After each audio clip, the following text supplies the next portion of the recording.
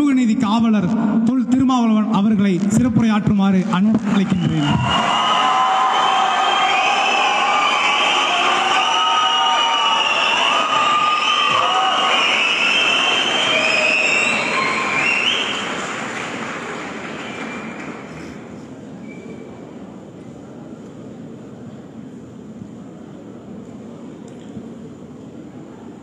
அன்பார்ந்த தமிழ் பேரவை நிறைவு விழாவில் நம்மிடையே அனைவரையும் வரவேற்று உரையாற்றி அமர்ந்திருக்கிற தமிழ்துறை தலைவர் தன்னிதி முனைவர் தே. சாமுவேல் அவர்களே, தமிழ்துறை தலைவர் முனைவர் டேவிட் பிரபாகர் அவர்களே, துணை முதல்வர் ஜெனடி வெண்ணிலா அவர்களே, மாணவ தலைவர் சுனில் அவர்களே, பேரவை துணை நெறியாளர் முனைவர் பென்னி தாமஸ் அவர்களே, பேரவை நெறியாளர் முனைவர் சு. சதாசிவம் அவர்களே, பொதுச் செயலாளர் விக்னேஷ் அவர்களே மற்றும் பேரவை செயலாளர்களே, பேராசிரியர் பெருமக்களே, மாணவ செல்வங்களே,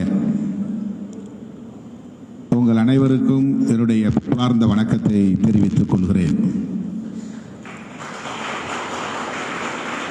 இந்த நிறைவு விழாவிலே உங்களிடையே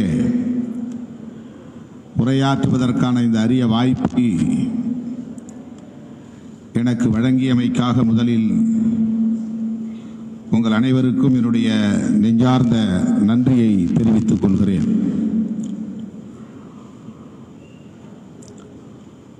நம்முடைய முதல்வர் அவர்கள் இன்றைக்கு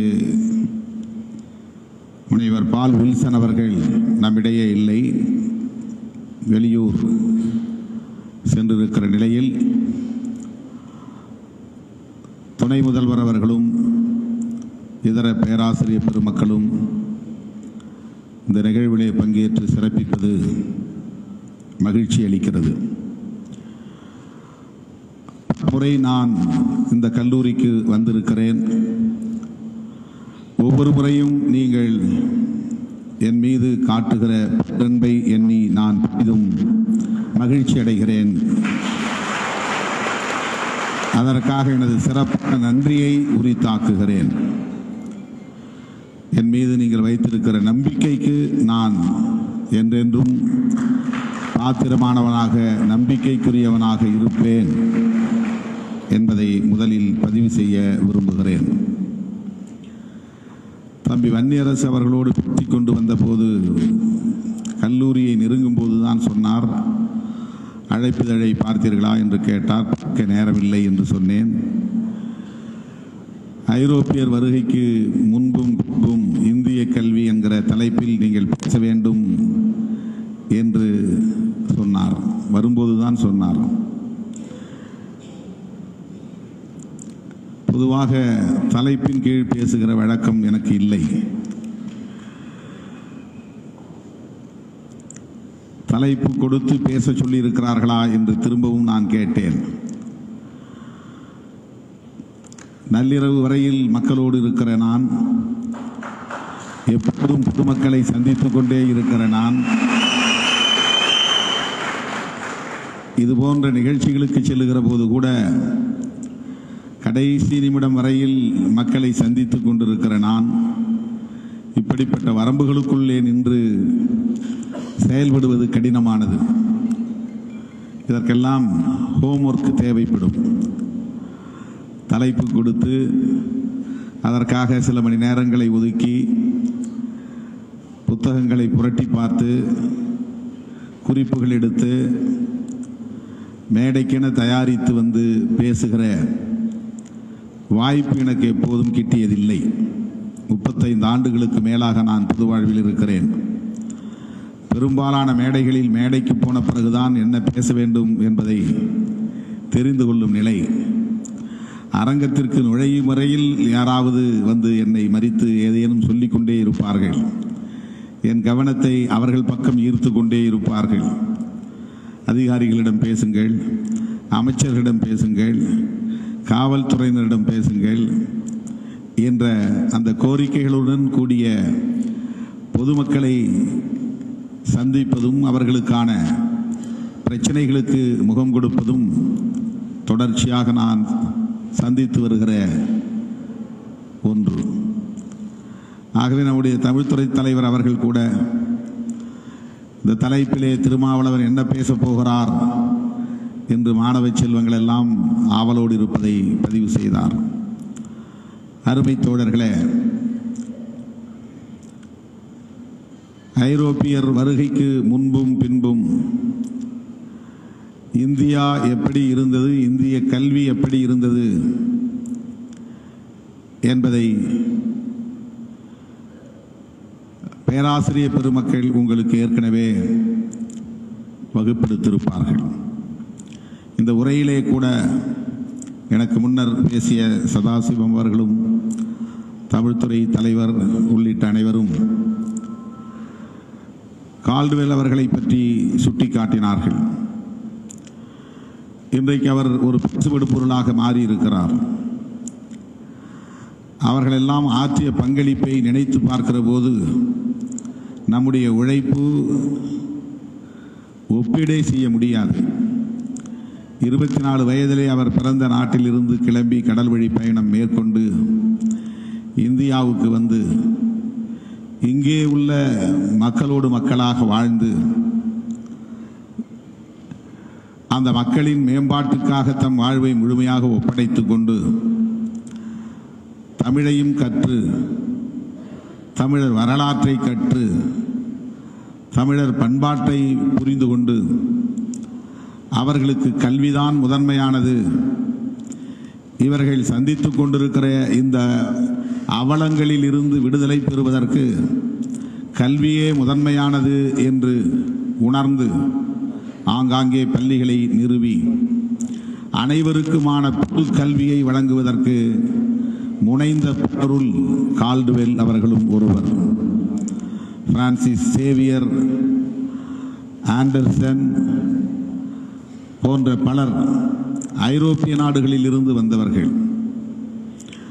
ஐரோப்பிய நாடுகள் என்றால் பல நாடுகள் சேர்ந்து ஒரு கண்டமாக இருக்கிறது நாம் அறிவோம். போர்த்துகீசியர் தான் முதலாக இந்தியாவுக்கு வந்த ஐரோப்பியர்கள். அதன் பிறகு நெதர்லாந்து என்று சொல்லப்படக்கூடிய டச்சு நாட்டை சார்ந்தவர்கள் இங்கே நுழைந்தார்கள். அதன் பிறகுதான் பிரிட்டிஷார், பிரெஞ்சுக்காரர்களும் வந்த பிறகுதான் பிரிட்டிஷார் வருகிறார்கள், இங்கிலாந்து நாட்டை சார்ந்தவர்கள். ஆக இவர்களெல்லாம் இங்கே வந்தது 2 காரணங்களுக்காக என்று பொதுவாக பேசப்படுகிறது. ஒன்று வர்த்தகம், இன்னொன்று சமயத்தை பரப்புவதற்காக. தொழில் வணிகம் செய்வதற்காக வந்தார்கள் என்பதும் அவர்களின் மதத்தை பரப்புவதற்காக வந்தார்கள் என்பதும் தான் பொதுவாக இன்றைக்கு அறியப்படுகிற ஒன்று. ஆனால் அவர்கள் வெறுமன தொழிலை செய்து லாபம் ஈட்டி சுரண்டி செல்கிற முதலாளிகளாக இல்லை.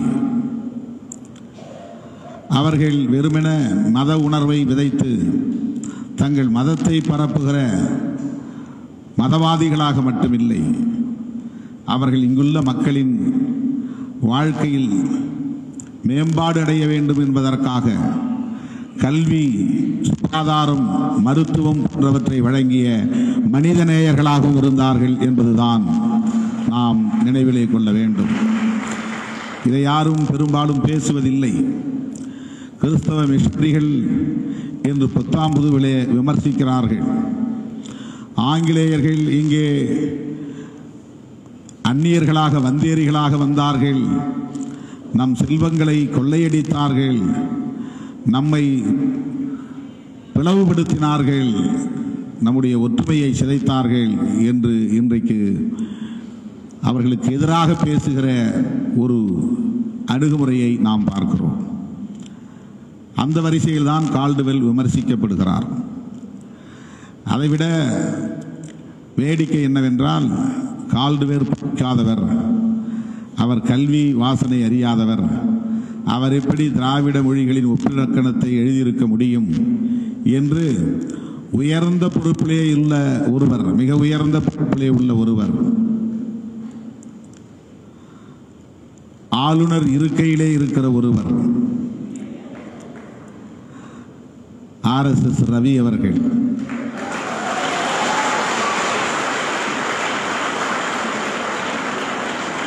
எவ்வளவு அப்பட்டமான அந்த புழுகை அவிழ்த்து விட்டிருக்கிறார். அது அவருடைய பொறுப்புக்கு அழகல்ல. இதை பேசாமல் இருக்க முடியாது.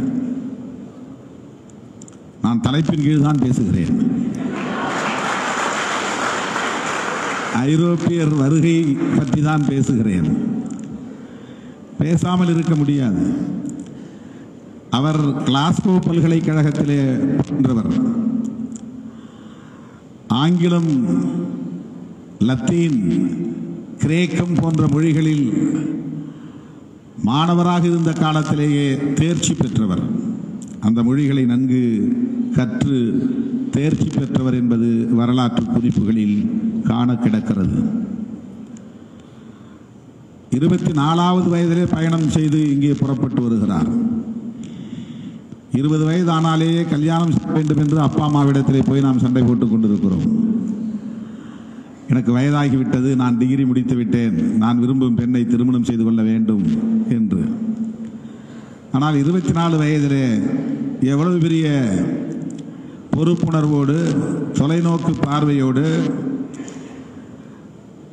அங்குள்ள லண்டன் திருச்சி மாணவராக இருந்த அவர் கப்பல் வழி பயணத்தை மேற்கொண்டு 4 மாத காலம் பயணம் செய்து, அந்த பயணம் கடுமையானதாக இருக்கும். கடல் வழி பயணம் என்பது அவ்வளவு இலகுவான ஒன்று அல்ல. வாந்தி எடுக்க நேரும், மயக்கம் வரும், தலை சுற்றல் வரும். மாதக்கணக்கிலே பயணம் செய்கிற போது அவ்வளவு பிரச்சனைகளை எதிர்கொள்ள நேரிடும். அவர் வந்த கப்பல் கடலிலே விபத்துக்கும் உள்ளாகி இருக்கிறது. ஒரு பிரெஞ்சு கப்பலோடு மோதி விபத்துக்குள்ளாகி இருக்கிறது. பலர் அதிலே உயிரிழந்திருக்கிறார்கள். அதன் பிறகு இவர் தப்பி பிழைத்து அந்த கப்பலை ஒரு துறைமுகத்திலே நிறுத்தி அதை சீர் செய்த பிறகு மறுபடியும் பயணத்தை தொடர்ந்து கோழிக்கோடு பகுதியிலே வந்து இறங்கி, அதன் பின்னர் அவர் தமிழ்நாட்டுக்குள்ளே நுழைந்து திருநெல்வேலி பகுதியிலே இருந்து இந்த மக்களை படித்து, இந்த மண்ணை படித்து, இந்த மொழியை கற்று, இந்த கலாச்சாரத்தை கற்று எவ்வளவு கடினமான உழைப்பு என்பதை எண்ணி பார்க்க வேண்டும். அதற்கு ஒரு விஷன் தேவைப்படுகிறது. அதுதான் முக்கியமானது. ஒருவர் எப்போது கடுமையாக உழைக்க முடியும் என்றால், உழைப்புக்கு முன்னால் ஒரு விஷன் தேவை. விஷனரி இல்லாத யாராலும் உழைக்க முடியாது. கிராமத்தில் வந்து சும்மா உட்காந்துருக்கிறவனை பார்த்து சொல்லாங்க, அவங்க கிடக்கிற நோக்கமத்த பையன்வாங்க. சண்டை போடும்போது, திட்டும்போது, நோக்கமத்த பையன் அப்படின்னா அவனுக்குன்னு ஒரு எய்ம் இல்லை. நோக்கம்னா எய்ம் இல்லை, அவனுக்குன்னு ஒரு இலக்கு இல்லை, டார்கெட் இல்லை. அதனால என்ன செய்யறதுன்னு தெரியாமல் சோம்பலா உட்காந்துருக்கிறான், செயலிழந்து போய் கிடக்கிறான். எப்போது ஒருவன் சுறுசுறுப்பாக இருக்க முடியும் என்றால், எப்போது ஒருவன் துடிதுடிப்பாக இயங்க முடியும் என்றால், எப்போது ஒருவன் கடினமாக உழைக்க முடியும் என்றால், அவனுக்கு ஒரு விஷன் இருக்க வேண்டும், ஒரு பார்வை இருக்க வேண்டும், ஒரு எய்ம் என்பது முக்கியமானது. எய்ம் இல்லாதவர்களால் உழைக்க முடியாது, உழைக்க தோன்றாது. இது மிக அடிப்படையான ஒரு புரிதல். இது மிக முக்கியமாக நாம் தெரிந்து கொள்ள வேண்டிய ஒன்று. காலையிலிருந்து போர் அடிக்குதான். போர் அடிக்குதுன்னா என்ன அர்த்தம்? he has no aim at all. அவனுக்கு ஒரு எய்ம் இல்லைன்னு அர்த்தம். அதனால அவனுக்கு வேலை தெரியல, என்ன எடுத்து செய்யறதுன்னு தெரியல. காலையில் எழுந்துச்சு சும்மா உட்காந்துருப்பான், பல்லு கூட விளக்காம. அவனுக்கு ஒரு வேலை இருந்தால் எழுந்துச்சு உடனே ரெஃப்ரெஷ் பண்ணிட்டு ரெடி ஆகிடுவான். எங்கே போகணுமோ அங்கே. காலையில் வந்து வாக்கிங் போகணும் அப்படிங்கிறது ஒரு வேலை. அந்த வேலை ஏன் வாக்கிங் ஏன் போகணும்? Health conscious.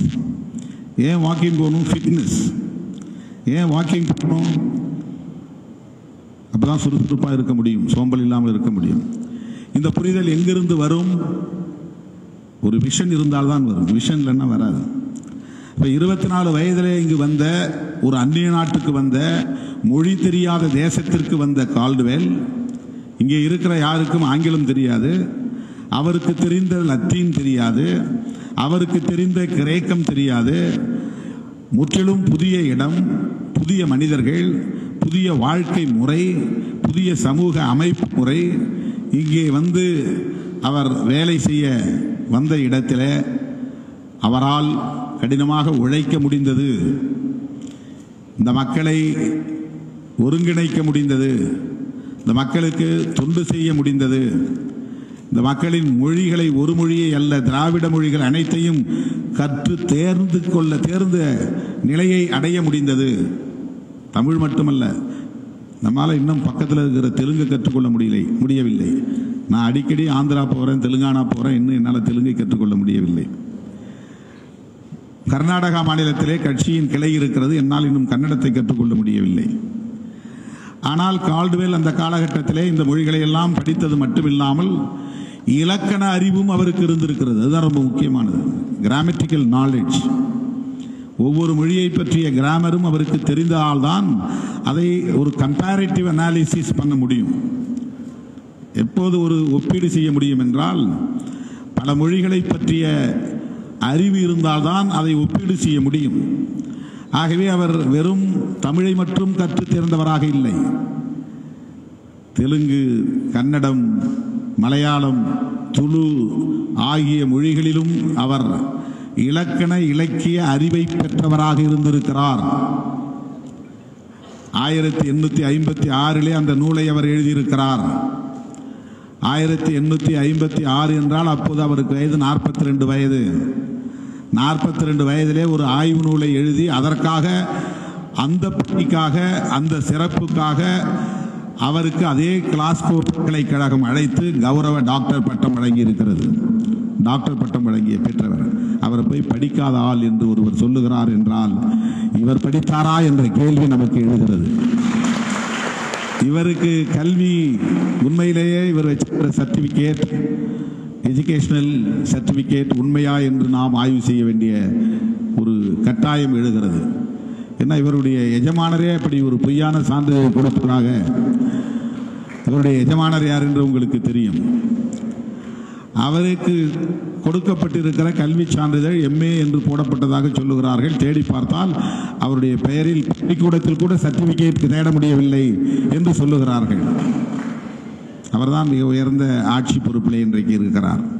அவருடைய சீடராக இருப்பவர் அந்நியர்களை விமர்சிப்பது, குறிப்பாக கிறிஸ்தவ மிஷனரிகளை விமர்சிப்பது, அவர்களால் தான் இந்த கலாச்சாரம் பாழ்பட்டு விட்டது என்று சொல்லுவது. அவர்கள் சொல்லுவதிலேயும் ஒரு பொருள் இருக்கிறது. ஏனென்றால் அவர்கள் வருகைக்கு முன்பு இந்திய சமூகம் எப்படி இருந்தது என்பதை புரிந்து கொண்டால்தான் அவர்களின் கோபத்தில் உள்ள அடிப்படையான காரணத்தை நாம் புரிந்து கொள்ள முடியும். இன்றைக்கு நாம் சமூக நீதியை பற்றி பேசுகிறோம். அது ஒரு பரிணாம வளர்ச்சி. அரசியல் களத்திலே, சமூக களத்திலே, கல்வி தளத்திலே, ஆட்சி நிர்வாக தளங்களிலே இன்றைக்கு எல்லா பகுதிகளிலும் ஓங்கி உரத்து முழங்குகிற ஒற்றை முழக்கம் சமூக நீதி என்பதாக இருக்கிறது. சமூக நீதி என்ற ஒன்று இன்றைக்கு பேசப்படுகிற பொருளாக மாறியிருக்கிறது என்றால் அதனுடைய எதிர்மறை சொல் என்ன என்று நாம் தேடி பார்க்கிற போது அதற்கு நேர் எதிர்மறையான ஒரு சொல்லாடல் மனு நீதி என்பதுதான். மனு நீதி என்பதுதான், குலத்துக்கு ஒரு நீதி என்பதுதான் மனு நீதி. மனுஸ்மிருதியை வலியுறுத்துகிற நீதி குலத்துக்கு ஒரு நீதி. குலத்துக்கு ஒரு நீதி என்றால் ஆண் குலத்துக்கு ஒரு நீதி, பெண் குலத்துக்கு ஒரு நீதி, வர்ணங்களுக்கு ஒரு நீதி, சாதிகளுக்கு ஒரு நீதி, ஒரு சாதிக்கு ஒரு நீதி. இது பாகுபாடுகளை அடிப்படையாக கொண்ட நீதி, மனு நீதி. டிஸ்கிரிமினேஷன். ஏன் நாம் இந்த விமர்சனங்களை முன்வைக்கிறோம் என்பதை தோழர்கள் புரிந்து கொள்ள வேண்டும். எதற்காக ஒரு குறிப்பிட்ட மதத்தை இவர்கள் விமர்சிக்கிறார்கள் என்ற கேள்வி எல்லா இடங்களிலும் எழுப்பப்படுகிறது. கிறிஸ்தவத்தை விமர்சிக்காத திருமாவளவன், இஸ்லாத்தை விமர்சிக்காத திருமாவளவன் எங்கள் மதத்தை மட்டும் ஏன் விமர்சிக்கிறார், இவர் அவர்களின் கைகூலி என்றெல்லாம் ஆவேசமான விமர்சனங்களை வைக்கிறார்கள். ஒரு உண்மையை மாணவ செல்வங்களாக இருக்கிற நீங்கள் எந்த சார்பும் இல்லாமல் உள்வாங்கிக் கொள்ள வேண்டும். உங்களுடைய உள்ளத்தை முதலில் வெற்றிடமாக்கிக் கொண்டு முன்கூட்டிய எந்த சிந்தனையையும் வைத்துக் கொண்டு இந்த கருத்தை நீங்கள் உள்வாங்கக்கூடாது. என்ன கருத்து என்றால், உலகில் பல மதங்கள் உண்டு. அந்த மதங்கள் என்பவை அமைப்புகள் தான், அது ஒரு இன்ஸ்டிடியூஷன்ஸ். கிறிஸ்டியானிட்டி என்பது ஒரு தியரி, ஆர்சி என்பது ஒரு இன்ஸ்டிடியூஷன். கிறிஸ்டியானிட்டி என்பது ஒரு கோட்பாடு, கிறிஸ்தவம் என்பது ஒரு கோட்பாடு. ரோமன் கேத்தலிக் என்பது ஒரு ரிலீஜியஸ் இன்ஸ்டிடியூஷன், அது ஒரு அமைப்பு. மதம் என்பது ஒரு அமைப்பு. அந்த மதம் உள்வாங்குகிற கோட்பாடு என்பது பொதுவானது. அது மானுடத்திற்கு, ஒட்டுமொத்த மனித குலத்துக்கும் பொதுவான ஒரு கோட்பாடு. அந்த மதத்தை சாராமல் கூட நான் அந்த கோட்பாட்டை ஏற்றுக்கொள்ள முடியும். நான் ஆர்சியாக இல்லாமல் இருக்கலாம், சிஎஸ்ஐயில் சேராமல் இருக்கலாம், நான் எந்த இண்டிபெண்டன்ட் சர்ச்சுக்கும் போகாதவனாக இருக்கலாம், நான் பெந்தகோஸ்தாக இல்லாமல் இருக்கலாம். ஆனால் கிறிஸ்டியானிட்டியை நான் ஏற்றுக்கொள்ளலாம்.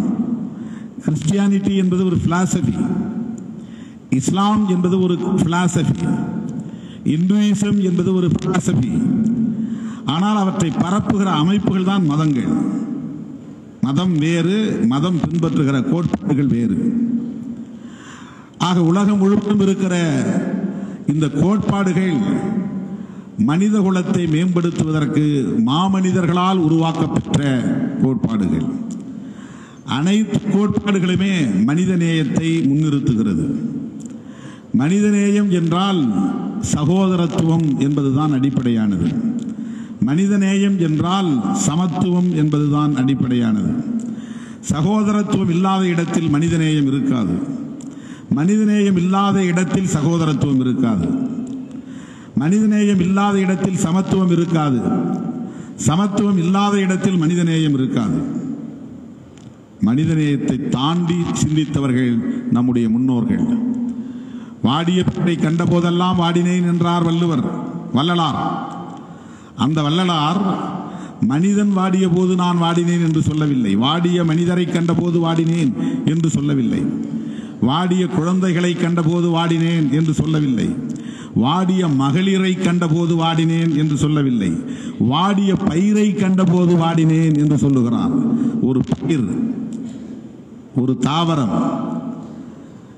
மனித குலத்திற்கும் கீழான நிலையில் இருக்கிற ஒரு உயிர், அந்த உயிர் வாடுகிற போது என் உள்ளம் வாடுகிறது என்றார் வள்ளலார். என்றால் அந்த நிலைக்கு தன்னை தாழ்த்தி அந்த பயிரின் மனநிலைக்கு போய் தன்னுடைய உள்ளத்தை அவர் அதோடு சமப்படுத்தி பார்த்தால்தான் அது வாடுகிற போது, தண்ணீர் இல்லாமல் வாடுகிற போது, வெயிலால் அது கருகுகிற போது அது எப்படி இருக்கும் என்று அவரால் உணர முடிகிறது. அதற்கு பெயர் மனிதநேயம் அல்ல, ஆன்மநேயம் அல்லது உயிர்மநேயம் என்று பொருள். அது எந்த உயிராக இருந்தாலும் அந்த உயிர் வதைபடுதலுக்கு ஆளாகக்கூடாது, உயிரை வதைக்கக்கூடாது, எல்லா உயிர்களையும் மதிக்க வேண்டும். இதற்காக உருவானதுதான் இத்தகைய கோட்பாடுகள். கிறிஸ்தவமாக இருந்தாலும், இஸ்லாமாக இருந்தாலும், பௌத்தமாக இருந்தாலும், சமணமாக இருந்தாலும், உலகத்தில் தோன்றிய எல்லா மதங்களின் அடிப்படை கோட்பாடுகள் ஆன்மநேயத்தையும் பேசுகிறது, மனித நேயத்தையும் கடந்து. எல்லா மதங்களிலும் சகோதரத்துவம் இருக்கிறது, பாகுபாடு என்பது கிடையாது. No discrimination at all. Discrimination என்பது ஒரு குறிப்பிட்ட மதத்தில், ஒரு குறிப்பிட்ட சமூகத்தில் நிலைநிறுத்தப்பட்டிருப்பதால் தான் அதை நாம் சுட்டிக்காட்ட வேண்டியிருக்கிறது. அதை நாம் விமர்சிக்க வேண்டியிருக்கிறது. அதை நாம் மாற்ற வேண்டும் என்று வலியுறுத்த வேண்டியிருக்கிறது. டிஸ்கிரிமினேஷன் நீங்கள் கோடிட்டுக் கொள்ள வேண்டும். அந்த வார்த்தை நீங்கள் ஏன் நாம் ஒரு குறிப்பிட்ட மதத்தை விமர்சிக்கிறோம் என்பதற்கு காரணமே எந்த மதத்திலும் இல்லாத டிஸ்கிரிமினேஷன். டிஸ்கிரிமினேஷன் அதுக்கு ஃபண்டமெண்டல் ஃபேக்டர்ஸ், அதில் தான் அந்த மதமே கட்டமைக்கப்பட்டிருக்கிறது. உயர்வு தாழ்வு, 4 வர்ணங்கள் மனிதகுலம், அதிலே ஒரு குறிப்பிட்ட வர்ணம் எல்லோரையும் விட உயர்ந்த வர்ணம் பிராமண வர்ணம், சத்திரிய வைசிய சூத்திர வர்ணங்கள் என்று வர்ணாசிரம தர்மத்தை நியாயப்படுத்தக்கூடிய ஒரு சட்ட நூல் தான் மனு நூல். அது வரையறுத்த நீதிதான் குலத்துக்கு ஒரு நீதி. அதற்கு நேர் எதிரான கோட்பாடு தான் சமூக நீதி. அதை சரி செய்வதற்காக, சீர் செய்வதற்காக, அதில் ஏற்பட்ட சேதங்களை ஈடு செய்வதற்காக, அதனால் பாதிக்கப்பட்டவர்களை வலிமைப்படுத்துவதற்காக உருவான ஒரு புதிய கோட்பாடு தான் சோஷியல் ஜஸ்டிஸ், சமூக நீதி என்பதை புரிந்து கொள்ள வேண்டும். சமூக நீதி பேசப்படுகிற இடங்களில் டிஸ்கிரிமினேஷன் கூடாது என்கிற குரல் தான் ஓங்கி ஒலிக்கும். டிஸ்கிரிமினேஷன் பற்றி பேசுகிற போது இஸ்லாத்தையும் கிறிஸ்தவத்தையும் நாம் விமர்சிக்க முடியாது. எண்ணி பாருங்கள், கால்டுவேல் போன்ற ஐரோப்பியர்கள் இங்கே வந்தபோது இங்கே சமூகம் எப்படி இருந்தது? கல்வி யாருக்கு கிடைத்தது? மனுநீதி என்ன சொல்கிறது? சூத்திரர்கள் படிக்கக்கூடாது, படிப்பதையும் காதால் கேட்கக்கூடாது, கேட்டால் ஈயத்தை காய்ச்சி ஊற்ற வேண்டும், பெண்கள் எந்த வருணத்தை சார்ந்தவர்களாக இருந்தாலும் அவர்கள் அனைவருமே சூத்திரர்கள் தான், பெண்கள் பிராமண பெண்களாக இருந்தாலும் சூத்திர பெண்மணி என்று சொல்லுகிற ஒரு நீதிதான் மனுநீதி. சத்திரிய குலத்தை சார்ந்த பெண்மணியாக இருந்தாலும் அந்த பெண் சூத்திர பெண் தான். வைசிய குலத்தை சார்ந்த பெண்மணியாக இருந்தாலும் அந்த சூத்திர வகையை சார்ந்த பெண்மணிதான். எனவே சூத்திர வர்ணம் என்கிற அந்த வகைப்பாட்டில் 50% இருக்கிற ஒட்டுமொத்த பெண்களும் அடங்குகிறார்கள். 130 கோடி மக்கள் இங்கே இருக்கிறார்கள் என்றால் அதில் சரிபாதியாக 65 கோடி பெண்கள் இருக்கிறார்கள். இந்த 65 கோடி பெண்களும் சூத்திரர்கள் என்கிறது மனுநீதி. சூத்திரர்களுக்கு கல்வி இல்லை என்கிறது மனுநீதி. ஐரோப்பியர் வருகைக்கு முன்பு திண்ணை பள்ளிகள் இருந்தன, குருகுலங்கள் இருந்தன, குருகுல கல்வி இருந்தது. குறிப்பிட்ட வர்ணங்களை சார்ந்தவர்கள் மட்டும்தான் படிக்க முடியும், அதிலும் அந்த ஆண்கள் தான் படிக்க முடியும். பெண்கள் ஆண்கள் கூடுகிற இடத்தில் கூட நிற்கக்கூடாது, பெண்கள் ஆண்கள் பேசுகிற இடத்தில் பேசக்கூடாது, பெண்கள் ஆண்களிடம் தம்முடைய விருப்பத்தை கூட வெளிப்படுத்தக்கூடாது. தன்னை பற்றிய முடிவை அப்பா எடுத்தாலும் அல்லது உடன்பிறப்புகள் எடுத்தாலும் அந்த முடிவில் கருத்து கூட சொல்ல முடியாது. இதுதான் டிஸ்கிரிமினேஷன் பேஸ்ட் ஆன் பர்த். அடிப்படையிலே இந்த பாகுபாடு இந்த சமூகத்தில் கட்டமைக்கப்பட்டிருந்தது, அது நீடித்திருந்தது, நிலைத்திருந்தது, அது தக்க வைக்கப்பட்டிருந்தது, அது பாதுகாக்கப்பட்டிருந்தது. அந்த சோஷியல் ஆர்டர் சீர்குலையாமல் பாதுகாக்கப்பட்டது. யார் வந்தாலும் யார் போனாலும் இந்த சோஷியல் ஆர்டர் பாதிக்கப்படக்கூடாது. எத்தனை படையெடுப்புகள் நடந்தாலும், எத்தனை ஆட்சி மாற்றங்கள் நிகழ்ந்தாலும் இந்த சோஷியல் ஆர்டர் கூடாது. பிராமணர்களுக்கு தனி வாழிடம், சத்ரியா வைசியா சூத்ரா ஆகியோருக்கு தனி வாழிடம், அவுட்காஸ்ட் இந்த 4 வருணத்திற்கு உட்படாதவர்களுக்கு தனி வாழிடம், இவர்களுக்கு தனி சுடுகாடு, தனித்தனியான சுடுகாடு. The well designed social structure based on varnasrama dharma, based on manusmruti. அப்போது கல்வி குறிப்பிட்ட சிலருக்கானது மட்டுமே. எல்லோரும் படிக்க முடியாது. அந்த கால சூழலில் கால்டுவெல் போன்ற ஐரோப்பியர்கள் இந்த மண்ணுக்கு வந்து எஜுகேஷன் ஃபார் ஆல், கல்வி அனைவருக்குமானது, கல்வி அனைவருக்குமானது, இதை சொல்லுகிற துணிச்சல், இதை நடைமுறைப்படுத்துகிற துணிச்சல் அவர்களுக்கு எங்கிருந்து வந்தது? அவர்கள் கிறிஸ்தவத்திலிருந்து உள்வாங்கிக் கொண்ட மாந்தநேய பண்பாட்டிலிருந்து வந்தது. அதுதான் முக்கியமானது. கிறிஸ்தவம் அவர்களுக்கு போதனை செய்தது, உலகத்தில் உள்ள மனிதகுலம் அனைவரையும் சமமாக பார், சகோதரத்துவத்தோடு அவர்களை நேசி, மக்களை நேசிக்க வேண்டும், எளியவர்களை நேசிக்க வேண்டும், பலவீனமானவர்களை, vulnerable society, vulnerable section, marginalized sections, அப்படிப்பட்டவர்கள் அதிகார மையத்துக்கு அப்பால் விளிம்பு நிலையிலே கிடக்கிற மக்கள், கல்வி என்றால் என்ன என்ற அந்த வாசிக்கையை அறியாத மக்கள், அவர்களை நேசிக்க வேண்டும் என்ற போதனை கிறிஸ்தவத்தில் இருந்ததால் தான் கால்டுவெல் என்கிற ஒரு மாமனிதர் தோன்ற முடிந்தது.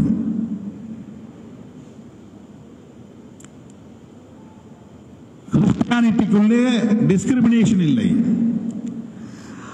மதங்கள் நடைமுறைப்படுத்துவதில் டிஸ்கிரிமினேஷன் இருக்கலாம், அது மதங்கள் பின்பற்றக்கூடிய நடைமுறை, அதை யார் நிர்வகிக்கிறாங்கிறத பொறுத்து இருக்கு.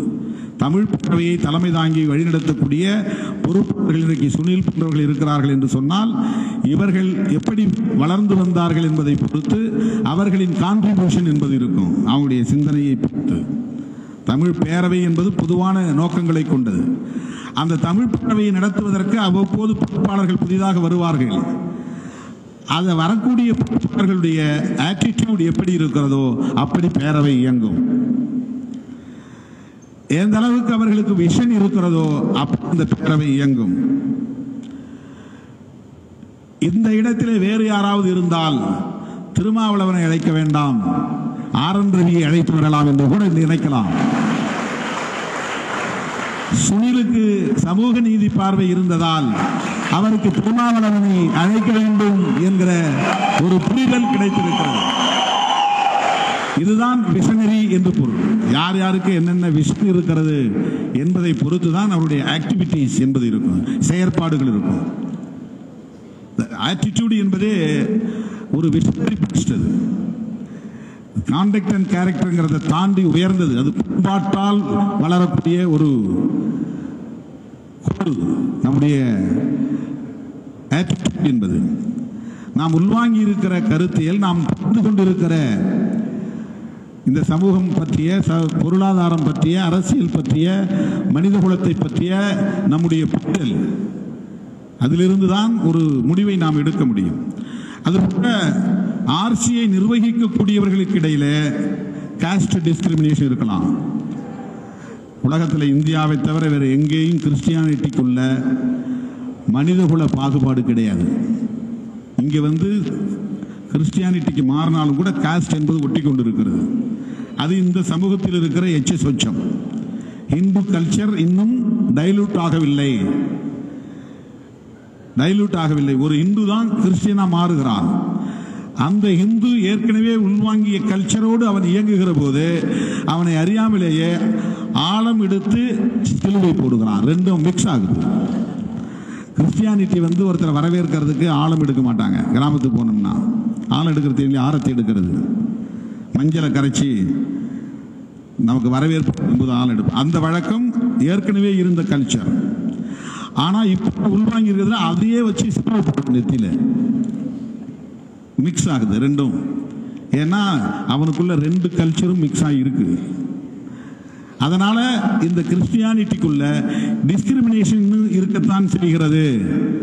காலப்போக்கில் அவையெல்லாம் மாறும். சமூக நீதி வலிமை பெற சமூக நீதி பார்வை வலிமை பெற அதுவெல்லாம் உதிர்ந்து போகும்.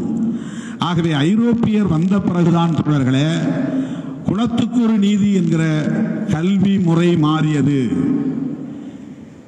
சேரிகளில், குப்பங்களில்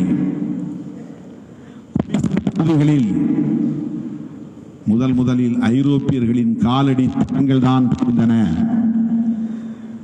உயர்த்தாத இந்துக்கள் அந்த தெருக்குள்ளே நுழைய வாய்ப்பில்லை. அவர்களின் தெரு எப்படி கிடக்கிறது என்று பார்க்க முடியாது. அப்படியே ஒவ்வொரு வாழிடத்திற்கும் இடையிலே ஒரு தடுப்பு, உள்ள நுழைய மாட்டாங்க. அவங்களுக்கு குடிநீர் இருக்கிறதா, அவர்களுக்கு சுகாதாரம் இருக்கிறதா, அவர்களுக்கு மருத்துவம் கிடைக்கிறதா, அவர்களுக்கு கல்வி கிடைக்கிறதா, அன்றாட தேவைக்கான பசியாறுவதற்கான வாழ்வாதாரம் கிடைக்கிறதா, இதை பார்ப்பதற்கு கூட இயலாத நிலை இருந்தது. இதை உடைத்துவிட்டு, இந்த தடுப்புகளை தகர்த்துவிட்டு அங்கே அடியெடுத்து வைத்தவர்கள் கிறிஸ்தவ மிஷனரிகள் என்பதை மறந்துவிடக் கூடாது.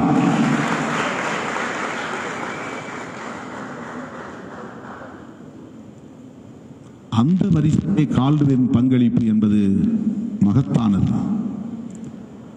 எத்தனை பள்ளிகளை உருவாக்கி இருக்கிறார்கள், எத்தனை கல்லூரிகளை உருவாக்கி இருக்கிறார்கள். 4-5 நாட்களுக்கு முன்னால் நான் நாகர்கோவில் சென்றிருந்தேன். ஸ்காட் கிறிஸ்டியன் காலேஜ், அந்த கல்லூரிக்கு போயிருந்தேன். அதுவும் 130-140 ஆண்டுகளுக்கு முந்தைய வரலாற்று பலம் கொண்ட ஒரு கல்லூரி. எண்ணி பாருங்கள், அப்போதே உருவான ஒரு சென்ட்ரல் ஸ்கூல் பிறகு ஒரு காலேஜ் என்கிற நிலைக்கு உயர்ந்து இன்றைக்கு 3000-4000 பேர் படிக்கிற, சாதாரண எளிய குடும்பங்களை சார்ந்த மாணவ செல்வங்கள் படிக்கிற ஒரு கல்லூரியாக மாறி இருக்கிறது. தமிழகத்தில் எவ்வளவு கல்லூரிகள், கிறிஸ்தவ மிஷனரிகள் நடத்துகிற கல்லூரிகள், எவ்வளவு பள்ளிகள், இவையெல்லாம் இந்த கல்வி நிறுவனங்கள் எல்லாம் வந்த பிறகுதான் சாதாரண மக்களுக்கு கல்வி வாசனையே கிட்டியது. அவர்கள் வருகைக்கு முன்பு மனுநீதி அடிப்படையில் கல்வி முறை இருந்தது. ஐரோப்பியர் வருகைக்கு தான் பழைய சமூக கட்டமைப்பை தகர்க்கக்கூடிய வகையிலே புதிய புதிய சட்டங்கள் தோன்றின, புதிய புதிய கொள்கைகள் உருவாயின. அனைவருக்கும் அனைத்தும் என்கிற பார்வை இங்கே உருவானது. சமத்துவம், சகோதரத்துவம் என்பது விதைக்கப்பட்டது. நான் பார்ப்பேன், ஹாஸ்பிட்டலுக்கு போனால், கவர்மெண்ட் ஹாஸ்பிட்டலுக்கு போனால் பார்ப்பேன், படுக்கையில் கிடப்பான் நோயாளி. அவன் தலைமாட்டிலேயோ கால் மாட்டிலேயோ ஒருத்தர் உட்கார்ந்து, ஒரு பெண்மணி அல்லது ஒரு இளைஞன் பைபிளை கையில் வைத்துக்கொண்டு இறைவனிடத்தில் ஜெபிப்பான். படுத்து கிடக்கிற நோயாளி எந்த சாதி, எந்த மதம், எந்த ஊர் என்று அவனுக்கு தெரியாது. ஆனால் அவன் நலம் பெற வேண்டும் என்று அவன் ஜெபம் செய்கிறான், மண்டியிட்டு ஜெபம் செய்கிறான், கதறி அழுது ஜெபம் செய்கிறான். அவன் நலம் பெற வேண்டும் என்று அவன் ஜெபம் செய்வதற்கான உந்துதலை அவனுக்கு எது தந்தது என்றால், அவன் உள்வாங்கிக் கொண்ட சகோதரத்துவம் என்பதுதான் தந்தது. அதுதான் ஃப்ரெட்டர்னிட்டி, இந்த சகோதரத்துவம் என்பதுதான். தோழர்களே, அதன் பிறகு மெல்ல மெல்ல கல்வி முறை மாறி சமூக நீதிக்கான கல்வி முறையாக இன்றைக்கு பரிணாமம் அடைந்திருக்கிறது. பெண்கள் இன்றைக்கு ஆண்களை விடவும் கல்வி தகுதி பெற்றவர்களாக இந்த 1 நூற்றாண்டுக்குள் 2 நூற்றாண்டுக்குள்ளே 2 நூற்றாண்டுகளில் ஆண்களை விஞ்சக்கூடிய வலிமை பெற்றவர்களாக பெண்கள் இன்றைக்கு பரிணாமம் அடைந்திருப்பதற்கு இந்த கல்வி முறைதான் காரணம். இல்லை என்றால் பெண்கள்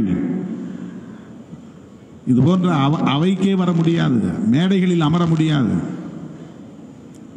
இந்த மாற்றங்களை இந்த கல்வி முறையால் தான் காண முடிந்தது. ஒரு வரியில் நான் சொல்ல விரும்புகிறேன், ஐரோப்பிய வருகைக்கு முன்பு இருந்த கல்வி முறை மனுநீதி கல்வி முறை, ஐரோப்பியர் வருகைக்கு பிறகு வளர்ந்திருக்கிற, பரிணாமம் அடைந்திருக்கிற கல்வி முறை சமூக நீதி கல்வி முறை.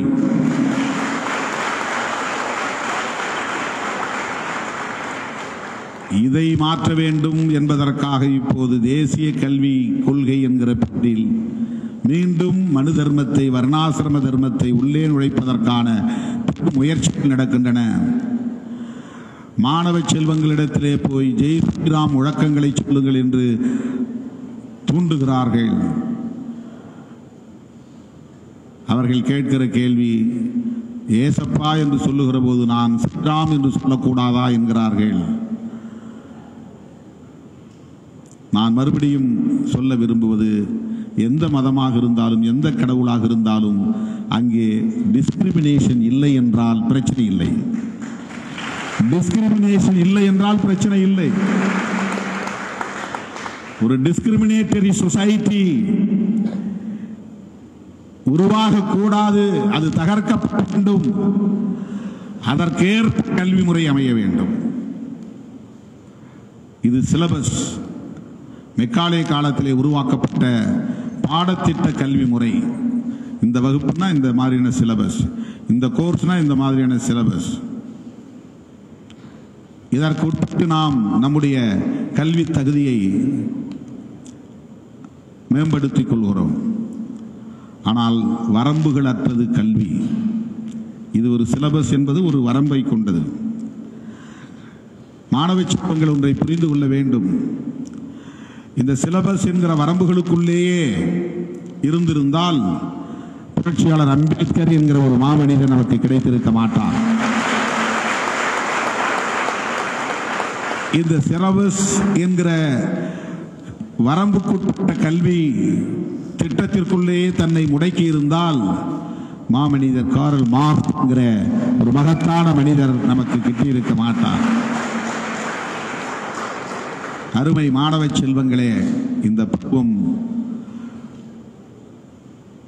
அரிய கிடைத்தற்கரிய ஒரு பருவம். இந்த பருவத்தில் உங்களுடைய முனைப்பு, உங்களுடைய ஆர்வம், உங்களுடைய தேடல், உங்களுடைய வேட்கை என்னவாக இருக்கிறது என்பதை பொறுத்து உங்கள் எதிர்காலம் தீர்மானிக்கப்படும். இந்த பருவத்தில் நாம் பாடுபடவில்லை என்றால், உழைக்கவில்லை என்றால், தொலைநோக்கு பார்வை இல்லை என்றால், இலக்கு எது என்று தீர்மானிக்கவில்லை என்றால், எப்படிப்பட்ட வாழ்க்கையை நாம் வடிவமைத்துக் கொள்ளப் போகிறோம் என்பதில் நமக்கு ஒரு தெளிவு இல்லை என்றால் நமக்கு எதிர்காலம் ஒளிமயமாக தெரியாது. அதை தீர்மானிக்க வேண்டிய பருவம் இது. எந்நேரமும் சிலபஸுக்குள்ளேயே நாம் இருந்து கொண்டால் அல்லது பொழுதுபோக்குவதற்கான சூழலை மட்டுமே நாம் உருவாக்கி கொண்டால் நம்முடைய எதிர்காலத்தை பற்றி எண்ணுவதற்கான நேரத்தை ஒதுக்காவிட்டால் எப்படி நம் எதிர்காலத்தை வடிவமைத்துக் கொள்ளப் போகிறோம் என்பதை பற்றி சிந்திப்பதற்கு சில நொடிகள் கூட நாம் ஒதுக்கவில்லை என்று சொன்னால் நம்முடைய எதிர்காலம் கேள்விக்குறியாகிவிடும். ஆகவே யோசித்து பார்க்க வேண்டும். மாணவ செல்வங்களிடம் பேசுகிற போதெல்லாம் நான் தவறாமல் பதிவு செய்கிற ஒன்று இதுதான். சிலபஸ் என்கிற வரம்பை தாண்டி ஒரு வெறியை கொண்ட அந்த ஒரு உந்துதல், உள்ளுக்குள்ளே ஒரு ஃபயர், படிக்க வேண்டும் படிக்க வேண்டும் படிக்க வேண்டும் என்ற ஒரு தேடல், அது ஒரு வெறியாகவே மாறி இருக்கிறது. அது ஒரு அடிக்ஷனாக மாறி இருக்கிறது. புரட்சியாளர் அம்பேத்கர் அவர்களுக்கும் மாமேதை கார்ல் மார்க்ஸ் அவர்களுக்கும் இங்கிலாந்தில் உள்ள ஒரு பல்கலைக்கழக நூலகத்தில் அந்த இருவரும் தலைவர்களின் திருவுருவப் படங்களை திறந்து வைத்திருக்கிறார்கள். அதற்கு அவர்கள் சொல்லுகிற காரணம், இந்த பல்கலைக்கழக நூலகத்தில் உள்ள புத்தகங்களில், லட்சக்கணக்கான புத்தகங்களில் பெரும்பான்மையான புத்தகங்களை படித்து முடித்த மாமனிதர்கள் இந்த இரண்டு பேரும் என்று அங்கே சொல்லுகிறார்கள். நமக்கு எக்ஸாம் டேட் அறிவிக்கிறவர்களுமே சிலபஸையே நம்ம தொடர்றதில்லை. ஒரு ரிவிஷன் கூட, ஒரு முறை கூட நம்ம படித்து முடிக்கிறது இல்லை. டேட் அறிவித்த பிறகுதான் எக்ஸாம் டேட் நெருங்கிருச்சு, ஒரு லேசாக புரட்டிட்டாவது போகணும் அப்படின்னு நம்ம புரட்டிட்டு போகிறோம். யோசித்து பாருங்கள். ஒவ்வொரு துறையிலும் ஆழ்ந்த கற்கும் அந்த வெறி, ஆழ்ந்த தேடல், தத்துவமா அதிலே டாக்டரேட், வரலாறா அதிலே டாக்டரேட், பொருளாதாரமா அதிலே டாக்டரேட், இலக்கியமா அதிலே டாக்டரேட். நமக்கு ஒரு எம்ஃபில் முடிச்சு பிஹெச்டி முடிக்கிறதுக்குள்ள வால் பிராணன் தலைக்கேறுது என்று சொல்வார்களே, அப்படி நாம் கடினப்படுகிறோம். அதை முடிக்க முடியறதில்லை நம்மால். என்ன கூட சொன்னாங்க, ஐயா உண்மையாகவே படித்து பட்டம் பெற்றார், டாக்டர் பட்டம் என்று. உண்மைதான். ஒரு முறைக்கு 2 முறை நான் ஃபீல்டுக்கு போய் சாம்பிள் எல்லாம் கலெக்ஷன் பண்ணி ஒவ்வொருத்தரையும் தனித்தனியாக உட்கார்ந்து அவங்கள்ட்ட பேட்டி எடுத்து ஆன்றோர் சான்றோர் உதவியோடு அதை ஆய்வு செய்து வைவாவில் கேட்ட கேள்விகளுக்கெல்லாம் பெரிய மூத்த பேராசிரியர்கள் பலரும் அமர்ந்திருந்த அவையிலே அவர்கள் எழுப்பிய கேள்விகளுக்கெல்லாம் நான் விடையளித்து அப்படித்தான் இந்த டாக்டர் பட்டத்தை நான் மனோன்மணியம் சுந்தரனார் பல்கலைக்கழகத்தில் பெற்றேன். அப்போதுதான் எனக்கு இது எவ்வளவு கடினமான பணி என்பதையும் புரிந்து கொள்ள முடிந்தது. புரட்சியாளர் அம்பேத்கர் அவர்கள் எவ்வளவு இளம் வயதிலேயே ஆய்வு பட்டங்களை பெற்றிருக்கிறார், பல ஆய்வு பட்டங்களை பெற்றிருக்கிறார், பல டாக்டரேட். ஆகவே கல்வியில் அவருக்கு ஒரு அடிக்ஷன் இருந்தது என்று தான் சொல்ல வேண்டும். சில பேருக்கு ட்ரக் அடிக்ஷன் இருக்கும், சில பேருக்கு லிக்கர் அடிக்ஷன் இருக்கும், சில பேருக்கு டொபாக்கோ அடிக்ஷன் இருக்கும். அதிலிருந்து அவங்களை மீட்க முடியாது. ஆனால் கல்வியில் கூட அடிக்ஷன் ஏற்படுமா? ஏற்பட்டு இருக்கிறது. அப்படி ஒரு எஜுகேஷனல் அடிக்ட் என்று சொல்லக்கூடிய வகையில் புரட்சியாளர் அம்பேத்கர், மாமேதை கார்ல் மார்க்ஸ் போன்றவர்கள் படித்து சிந்தித்து இன்றைக்கு அவர்கள் மானுடத்தை வழிநடத்தக்கூடிய மாமனிதர்களாக மாறி இருக்கிறார்கள். இப்போ நாம் எல்லோரும் அப்படி அம்பேத்கர் ஆகிட முடியுமா, எல்லோரும் மார்க்ஸா ஆகிட முடியுமா அப்படின்னு ஒரு கேள்வி எழுப்பக்கூடாது. நம்முடைய பர்சனாலிட்டியை நாம் மேம்படுத்த வேண்டும். எவ்வளவு ஆண்டுகள் வாழ்கிறோமோ அந்த வாழ்க்கை என்பது மதிப்புக்குரியதாக இருக்க வேண்டும். நம்முடைய ஆளுமை என்பதை நாம் வளர்த்து கொள்ள வேண்டும். இந்த வெறும் எஜுகேஷனல் குவாலிஃபிகேஷன் என்பது ஆளுமை அல்ல. நிறைய பேர் நிறைய டாக்டரேட்லாம் முடிச்சிருப்பாங்க, சின்ன விஷயத்தை டீல் பண்ண தெரியாது, சாதாரண மக்களை எப்படி அணுகிறதுன்னு தெரியாது, திடீர்னு ஒரு டாஸ்க் வந்துடுதுன்னு சொன்னால் அந்த டாஸ்கை ஃபிக்ஸ் பண்ண தெரியாது, அப்படியே தடுமாறி போயிடுவாங்க. அவன் மேஜர் ஜெனரலாக கூட இருக்கலாம் ஆர்மியில், ஆனால் வீட்டுக்குள்ளே இருக்கிற பிரச்சனையை அவனால் ஃபேஸ் பண்ண முடியாது. சபார்டினேட்டை எப்படி டீல் பண்ணுறதுன்னு தெரியாது, அவங்களை நடத்த தெரியாது. அதுக்கெல்லாம் என்ன காரணம்னா ஆளுமை என்பது வெறும் எஜுகேஷன் என்கிற ஒரு ஆங்கிளில் மட்டும் கிடையாது, ஒரு டைமென்ஷனில் மட்டும் இல்லை. மனித குலத்தோடு ஒட்டுமொத்தமாக பழகுவதற்கு, நம்மை நாமே மேம்படுத்திக் கொள்வதற்கான மொத்த பண்பு கூறுகள், டோட்டல் பர்சனாலிட்டி, டோட்டல் பிஹேவியர், அதுதான் ஆளுமை என்பது. அதற்கு ஒரே ஒரு வழி கல்வி. கல்வி என்பது எழுத்துப்பூர்வமாக படிப்பது என்பது மட்டுமல்ல, மக்களோடு நெருக்கமாக இருப்பது, சகோதரத்துவத்தோடு, சமத்துவ அந்த அணுகுமுறையோடு மக்களை கற்பதும் கல்விதான். மக்களை கற்பதும் கல்விதான். மக்களுக்கு தொண்டு செய்வது என்கிற அந்த புரிதலும் கல்விதான். அந்த புரிதல் ஐரோப்பியர்களிடத்திலே பெரிய அளவிலே இருந்ததால் தான் இந்த மண்ணில் மனிதநேயத்தை அவர்களால் விதைக்க முடிந்தது, சகோதரத்துவத்தை அவர்களால் பரப்ப முடிந்தது, சமத்துவ பார்வையை அவர்களால் தர முடிந்தது. இவர்களின் வருகைக்கு முன்னரே இந்த மண்ணில் கௌதம புத்தர் அந்த சிந்தனைகளை பரப்பினார் என்பதை நாம் மறந்துவிடக் கூடாது. 2500 ஆண்டுகளுக்கு முன்னர் தோன்றிய கௌதம புத்தரின் கோட்பாடு என்பது சகோதரத்துவம், சமத்துவம் என்பதுதான். பௌத்தம் என்பது ஒரு மதம் சார்ந்த கருத்து அல்ல, மனித குலத்தின் மேம்பாடு குறித்த ஒரு கோட்பாடு.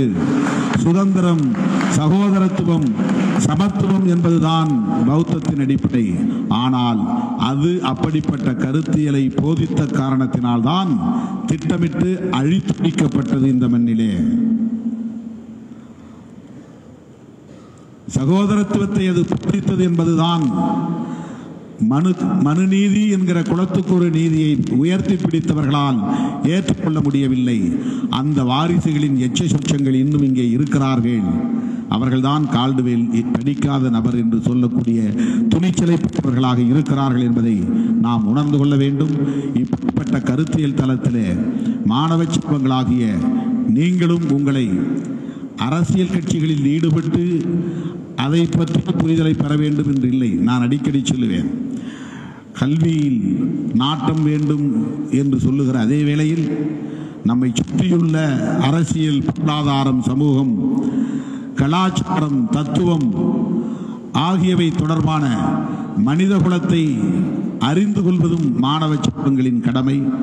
அப்படி பார்க்கிற போது ஒரு கட்சி அரசியலில் ஈடுபட தேவையில்லை. ஆனால் மனிதகுலம் சார்ந்த அரசியல் என்பது பொதுவானது. அந்த அரசியல் பார்வை மாணவ செல்வங்களுக்கு இன்றியமையாத ஒரு தேவை. அரசியலை கற்பது என்பது வேறு, கட்சியில் இணைந்து செயல்படுவது என்பது வேறு. கோட்பாட்டை புரிந்து கொள்வது என்பது வேறு, மதங்களில் தன்னை அடையாளப்படுத்திக் கொள்வது என்பது வேறு. ஒரு மதத்தில் சேர்ந்துதான் கடவுளை நம்ப வேண்டும் என்று இல்லை. எந்த மதத்திலும் சேராமலும் கடவுளை நம்பலாம். ஒரு மதத்தில் சேர்ந்து ஒரு வழிபாட்டை பின்பற்றினால்தான் அவன் ஒரு கடவுள் நம்பிக்கையாளர் என்று பொருள் இல்லை. எந்த மதத்திலும் எந்த சடங்கையும் எந்த கலாச்சாரத்தையும் பின்பற்றாமலும் கடவுள் நம்பிக்கை வைத்திருக்கலாம். இதுதான் கோட்பாட்டோடு உள்ள தொடர்பு. கடவுள் நம்பிக்கை என்பது ஒரு கோட்பாட்டோடு உள்ள தொடர்பு. கடவுளை நம்பவில்லை என்பது ஒரு கோட்பாட்டோடு உள்ள தொடர்பு. கடவுளை நம்புகிறவன் அதை இம்ப்ளிமெண்ட் செய்கிற போது சடங்கு, சாஸ்திரங்கள், சம்பிரதாயங்கள், ரிச்சுவல்ஸ் என்கிற அந்த விதிமுறைகள் எல்லாம் நாமே உருவாக்கி கொண்ட ஒரு வழிமுறை. ஆகவே அருமை தோழர்களே, இந்த வேறுபாட்டை நாம் புரிந்து கொள்ள வேண்டும். டிஸ்கிரிமினேஷன் இல்லாத ஒரு சமூகத்தை கட்டமைப்பதற்கு, மனிதகுலத்தை மேம்படுத்துவதற்கு இளம் தலைமுறையினர், மாணவ சமூகம் உறுதியேற்க வேண்டும் என்பதை சொல்லி இந்த வாய்ப்புக்கு நன்றி கூறி உங்கள் அனைவருக்கும் என்னுடைய நெஞ்சார்ந்த வாழ்த்துக்களை தெரிவித்து நிறைவு செய்கிறேன். நன்றி, வணக்கம். சுதந்திரம், சமத்துவம், சகோதரத்துவமே நமது இலக்கு என்று சொல்லி முடிக்கிறேன். நன்றி, வணக்கம்.